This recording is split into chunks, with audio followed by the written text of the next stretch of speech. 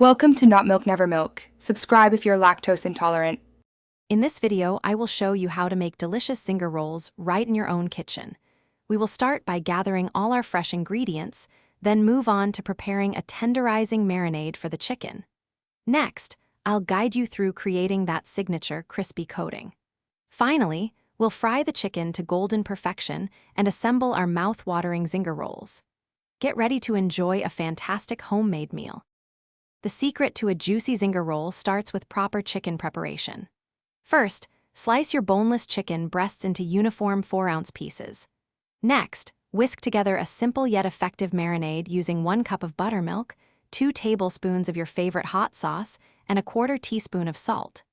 Submerge the chicken completely and let it marinate in the refrigerator for a minimum of 2 hours or even overnight for the best results. Now for that irresistible crunch.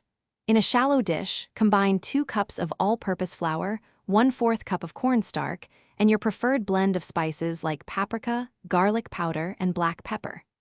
Take each marinated chicken piece, dredge it thoroughly in the flour mixture, then dip it back into the marinade briefly and dredge it again for a double coating. Fry in oil preheated to 350 degrees Fahrenheit for 6 to 8 minutes until golden brown and cooked through.